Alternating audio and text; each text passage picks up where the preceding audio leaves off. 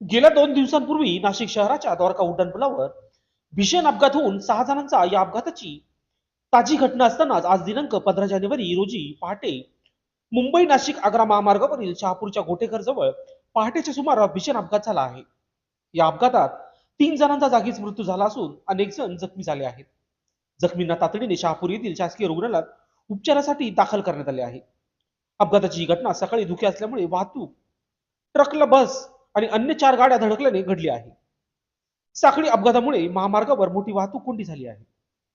या प्रकरणी शहापूर पोलिसांनी घटनास्थळी दाखल होऊन वाहतूक सुरळीत करण्याचे प्रयत्न सुरू केले आहेत. प्राथमिक माहितीनुसार महामार्गावर दाट धुके व वाहनांची वेगाने चाललेली हालचाल आणि वाहनांमधील अंतर कमी असल्याने ही घटना घडली असावी. ट्रक अचानक थांबल्यामुळे मागील वाहनांचा ब्रेक लावण्याचा प्रयत्न अपयशी ठरल्याचे सांगितले जात आहे. अपघातग्रस्तांपैकी काहींची प्रकृती गंभीर असून त्यांच्यावर तातडीने उपचार सुरू आहेत.